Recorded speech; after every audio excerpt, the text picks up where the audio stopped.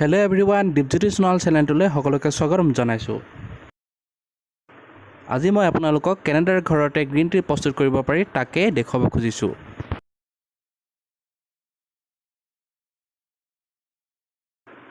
তেনেহ'লে পলম নকৰি বলক ভিডিঅ'টো আৰম্ভ কৰোঁ।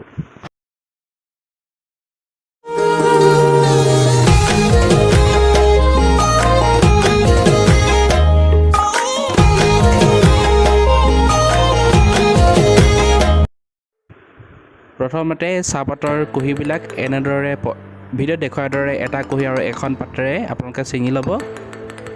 আচলতে এইখিনি সম্পূৰ্ণ জৈৱিক হ'লে ভাল।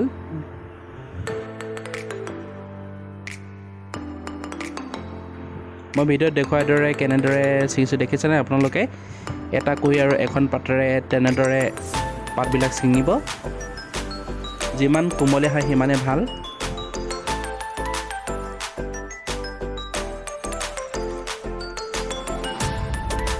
তাৰপিছত সেই চাহপাতখিনি 1 ঘণ্টামান ফেনৰ বতাহত লেৰেলাব লাগে। এয়া আপোনালোকে দেখিছে 1 ঘণ্টা হৈ গ'ল লেৰেলোৱা। তাৰপিছত এই পাতখিনি 100 ডিগ্ৰী চেলচিয়াছত উতলাব লাগে। এয়া পানী উতলিবলৈ দিয়া হৈছে। এয়া 100 ডিগ্ৰী চেলচিয়াছ পানী উতলিছে। এতিয়া আমি ইয়াত পাতখিনি দি দিম। এয়া পাতখিনি দিয়া হৈছে। এতিয়া এইখিনি আমি 5 মিনিট সময় এই 100 ডিগ্ৰী চেলচিয়াছত এই পাতখিনি উতলিবলৈ দিম।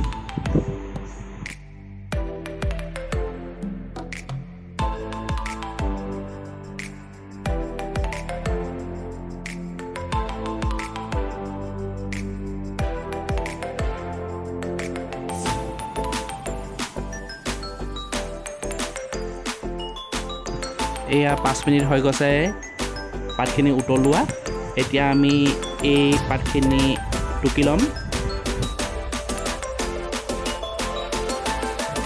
এতিয়া এই পাতখিনি এখন ডলাত মই টুকি ল'ম।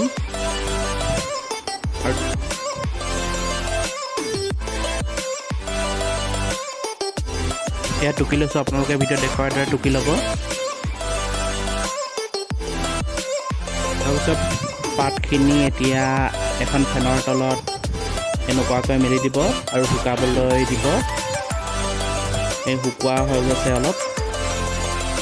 পানীখিনি আঁতৰালৈকে আচলতে এইখিনি শুকুৱাব লাগে।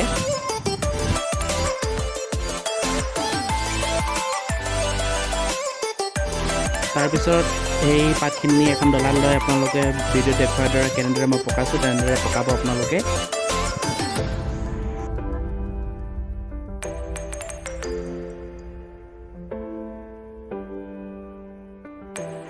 মই যিদৰে ভিডিঅ'ত পকাইছোঁ তেনেদৰে আপোনালোকে পকাব, হাতেৰে পকাব।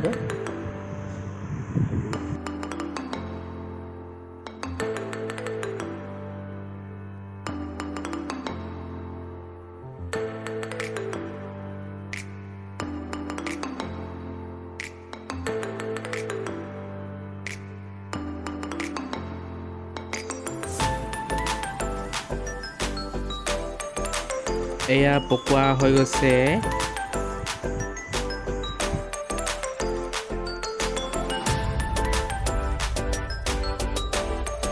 এতিয়া এই পাতখিনি আমি 1 মিনিট সময় এখন কেৰাহীত গৰম কৰিম। 1 পৰা 2 মিনিট সময় এইখিনি গৰম কৰিম।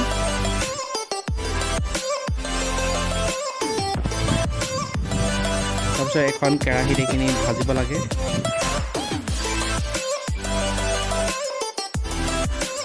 এতিয়া এই পাতখিনি 1 পৰা 2 মিনিট সময় এতিয়া এখন কেৰাহীত ভাজিব লাগে। এয়া ভিডিঅ'ত দেখিছে কেনেদৰে মই ভাজি আছোঁ।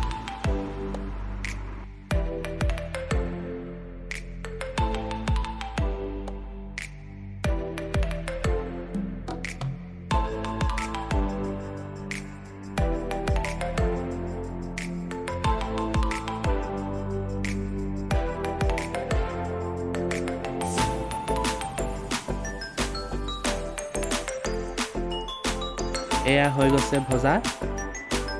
1 পৰা 2 মিনিট তেনেদৰে মই ভাজি ল'লোঁ। এতিয়া এইখিনি মই এখন ডলাত নমাম।